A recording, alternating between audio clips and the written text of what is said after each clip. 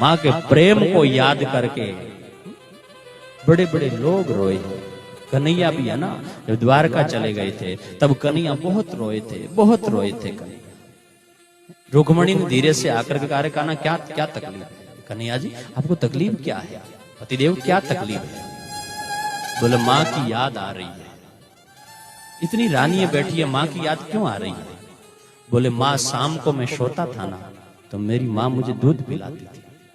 रुक्मणी ने कहा इतनी दासी बैठी है, इतने सेवक बैठे, कौन मना कर रहा है, पीजिए ना दूध। कन्हैया ने कहा नहीं, माँ दूध पिलाती थी। ऐसा कह करके कान्हे के नैन झरने लगे। रुक्मणी ने धीरे से एक दूध का गिलास ला करके कहा स्वामी ये लो दूध पीजिए। कन्हैया ने कहा बस इसको रख दो, मैं बाद में पी लूंगा। रुक्मणी धीरे से रख करके अपने रूम में कमरे में जाकर के सो जाती है। सुबह जब कन्हैया उठते हैं तो उठते ही मेरी माँ होती, आज मेरी माँ होती यहाँ, ऐसा कह करके फिर नैन बरसने लगे।